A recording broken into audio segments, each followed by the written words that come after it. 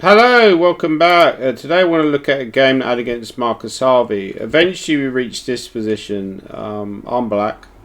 I'm pawned down, but I felt like good compensation. Marcus is a very good player. He's quite a young guy. I think he's got potential to be 2600, but as with so many people, he ended up getting a job, which is more sensible than being a professional chess player.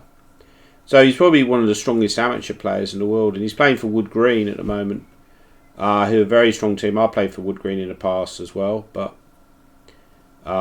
they brought in new blood. So I'm kind of, I'm like one of the old fogies who's forced out of the team to bring in the new blood.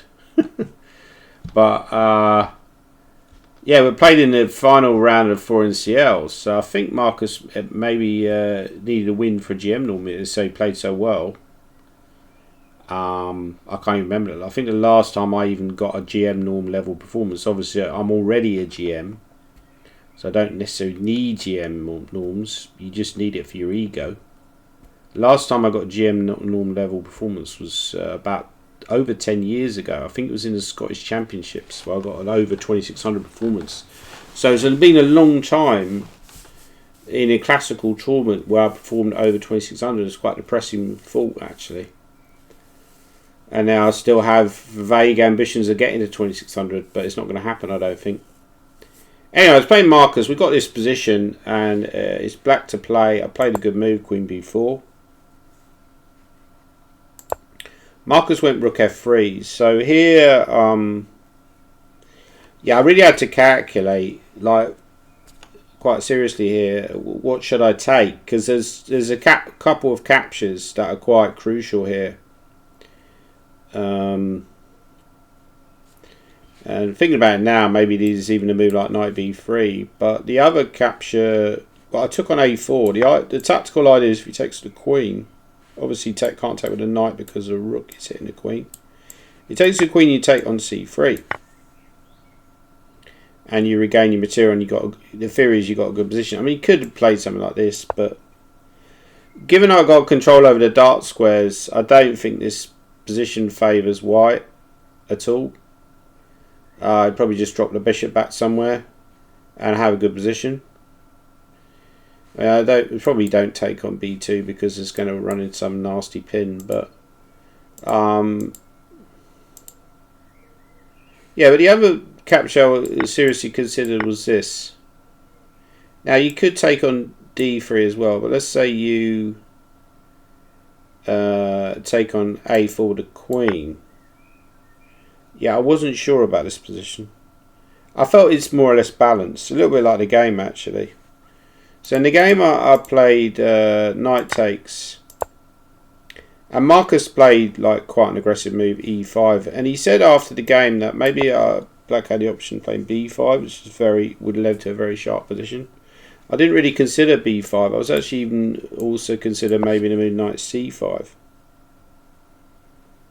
but that's probably a bit slow. Maybe there's moves like e6. I wasn't sure, so I took here. I must admit, knowing Marcus's style, I thought he might consider move Queen A2, which looks a bit vague. Probably you can just take this pawn now. Think about it now. Yeah, just take the pawn because B7's hanging, but so what? It doesn't look that scary, and there's problems with the white king as well sometimes. Like if he goes. Say he takes here, can I just even go e4, right? d6. He is threatening. No, he's not even threatening mate, so maybe I've even got time to take this. Yeah, because this is not mate, and if I go here, there's always this bailout check. So probably can't get away with this. So maybe you could go Queen F7, and then here. This is probably typically very bad analysis by me. Now, where do you put the rook? Because if you put the rook on g8, it's going to take in queen. But you can go here, maybe. Maybe that's just good for black. Because you're covering e8 square. So you need something very big here, and he might just lack it. So probably Queen A2 would have been a bit of a bluff, but he didn't go for Queen A2. He took. and then he took on b7. I took on e5 and he played d6. So even though I was probably, I sensed in this position that I was doing okay, at least equal. Obviously you don't know the evaluation in the game. But, you know, I'm trying to evaluate the position. And think, you know, what's the position like? I knew, you know, it doesn't really matter what the position's like. I know Marcus. Well, he's a little bit like Magnus because he's a bit of a grinder, right? Because I noticed that when I played against him in the British Championships in Hull, which I think was about 2021. It was either 2020. So basically during COVID, during the lockdown, British Championship 2020, which was... oh, hang on, I've dropped the mouse. Can I reach it? Can I reach it without disappearing off camera? That's the question. Oh, I can't reach it. It's too far down. Right. The British Championships in Hull was organised. I believe it might have been late 2020. So let me try and think. There was the British Championships in 2019 in Torquay. And the 2021 got cancelled. There was a late one in 2020 which Nick Pert ended up winning. And there was a 2021 British Championships in Torquay, which Harry Grieve won. And the 2022 one was last year. Was in Leicester, right? Was there a 2020? No, I think actually the 2022 one was the one Harry Grieve won. So maybe the one in Hull was the 2021 one. I think in 2020 they didn't have one at all. And then they were going to have one in 2021 in the summer, but they cancelled that and they decided to have one in the 2020. Possibly the British got cancelled to it. Yeah, I'll have to check that. Anyway, I'm babbling, but I noticed during that British that Marcus had this real fight, you know, sort of like fighting attitude when he was playing. He's like, right, I only get a certain amount of time to play chess because I've got a full-time job. Therefore, I'm going to put everything in. I'm not going to take these wet draws. I'm going to go for it.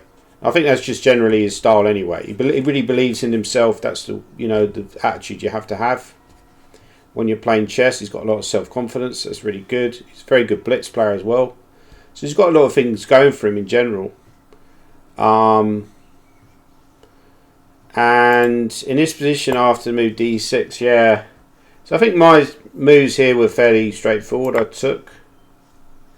And of course he's going to push. This is very dangerous. I've had so many bad experiences over the years of losing against his d-pawn. That, you know, I was having nightmares again. He took on a6. So I wasn't sure about this ending. Even though I'm a pawn up, I felt like I could even be made to suffer here if he gets the king round to d5, you know. It looks a bit strange. It looks like you can never lose this as black. But I know from Marcus's fighting attitude that that's far from the case, right? So I just felt uncomfortable with this pawn on d7. So I wanted to get the best possible version. So I went check. I thought if he goes up here, then bishop e5, black might be seriously better. Because you can never move this rook because of the discovered check. So I thought that was too risky. So he came back. It was again sensible. And now, objectively, this is a draw, but we were getting pounded in the match. I mean, like, Andy Ledger lost to Mickey Adams. Mickey Adams played a great game, as he often does.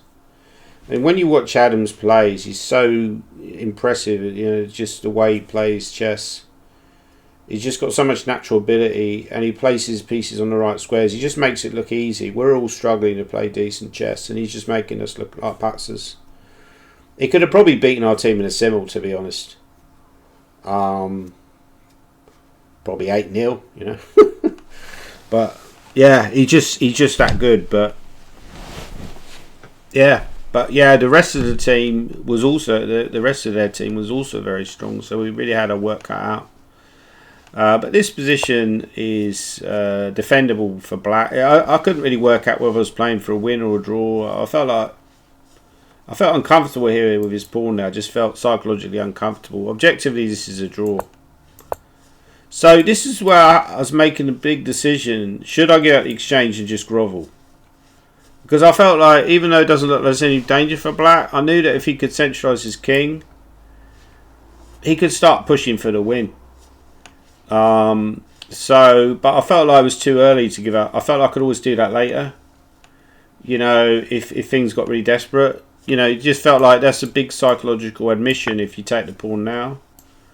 Obviously, this should be a draw, but I just felt like, well, one thing, maybe he goes rook here just to stop my king coming up. Because I want to put the king on f5 and go g5, h5. Of course, now he's not threatening king g1, but he can go put the rook on a6 maybe. And the problem is I can't really push because he goes check and takes. I mean, maybe even that position is a draw. I mean, obviously this must be a draw, right? I mean, I'm not better here. I don't think I could ever win this position, but I probably shouldn't lose it either. But I felt like I keep calling him Magnus. Freudian slip. I felt like Marcus would, you know, try and press for a win there. He would certainly like get a lot of confidence from a decision like that. So I felt like that was too wet. They went king g1. Rook b8. So obviously the trade is just a draw if he takes. Yeah, I'm not trying to win this position. I don't think that black can really try and win this. I'm just trying to make a draw basically. Maybe I'm too pessimistic. This is a problem. But actually later in the game I did actually get chances, like serious chances. So I felt like I played a good move here, which is rook a3, just cut his king off, you know, prevent his king from coming into the game. And I think he said around about here he didn't see a good plan for white. He didn't see like an obvious plan. So he went rook d1. Obviously I've got to start. I could play bishop c7, but I blocked with a king, which was a good move, because if he goes here I can always just go rook c3, and you know I'm draw begging, but it's fairly safe. Maybe check is also possible, but I'm pretty sure I would have gone rook c3. In fact, I'm certain I would have gone rook c3, because I'm always draw begging against people like Marcus. Too much respect sometimes. Rook c3, right? So he goes this plan. This is maybe not the best plan, but it's... The thing was, yeah, this position was interesting because I wanted to go g5, because I felt like if I go g5 and then h5, but what concerned me is if he goes something like bishop e4. If I go h5, then he puts the bishop on f5. And I felt like with a pawn on d7, then suddenly, like, this is a much stronger setup than having a bishop on c6, where I can hit it with a rook. The bishop here is now very hard for me to hit that bishop. Maybe I can move the bishop and go rook c5, I don't know, but I felt really uncomfortable here. And again, he doesn't really have a good place to put the rook. This problem, if he goes here, he's not threatening here, and he can't really go here because I've always got discovered to make a draw anyway. But you know, he'll play on. He'll go rook d5 and try to get rook b5 or rook a5. Yeah, if he goes rook d5, rook a5, I could have some problems. Probably still make a draw anyway, but it's tricky. So I didn't want to do that. So I went rook here. I gave the check. I thought if he goes here, my plan was not to go check and then force his king up, but my plan was to go f5. And then I felt like I was very comfortable. You know, his king's not that great here now. He's got no squares for his king. If he goes here, I calculated this variation, like bishop c7, for example, was okay. Maybe threatening bishop b6 sometimes. Take the pawn on g2.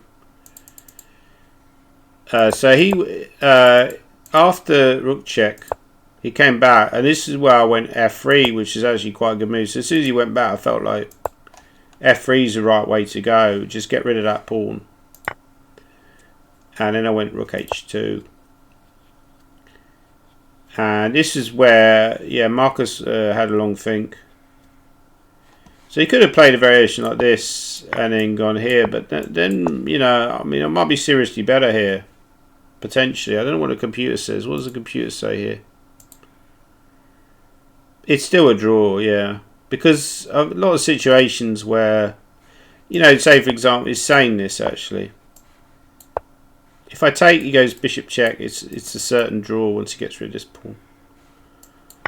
Well, you know, you could play on this, of course, but it's not enough material left to win the game.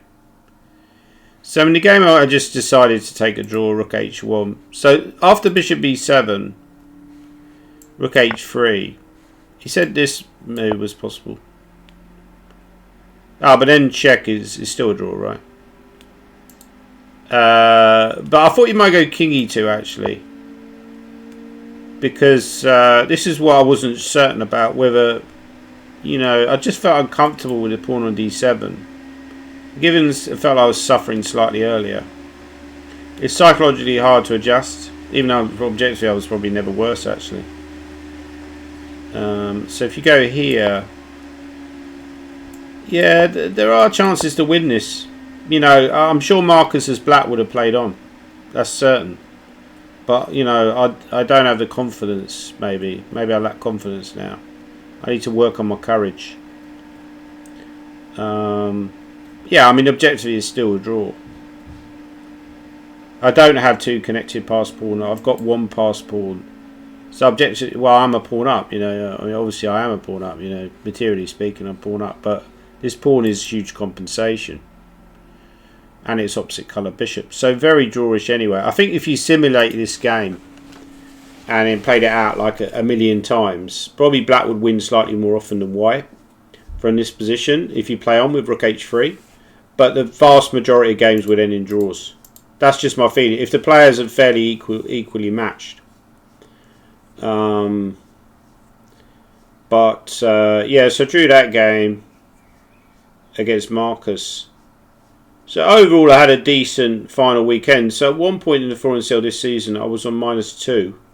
I lost to Daniel Dada, who just recently won the Sardinian Chess Festival. He's a very strong player from Belgium, one of the best young players in the world, I'd say, certainly in Europe.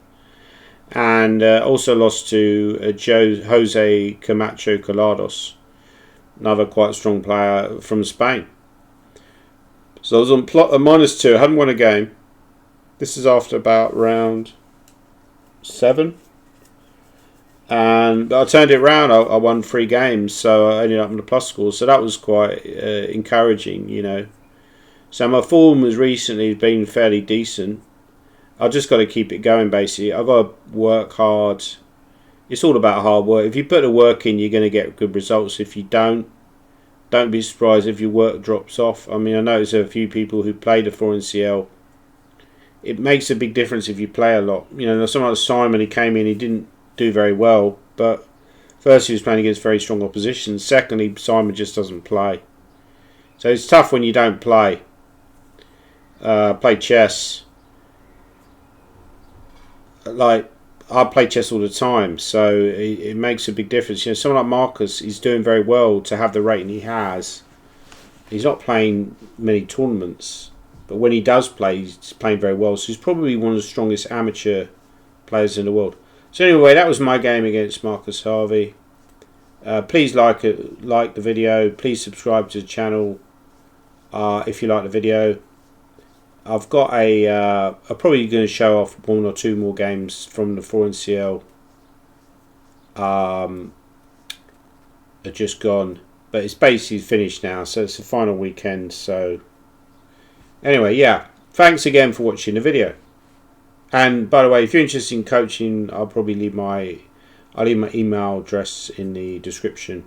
So I need some money, so please contact me about coaching. How do we stop the video again?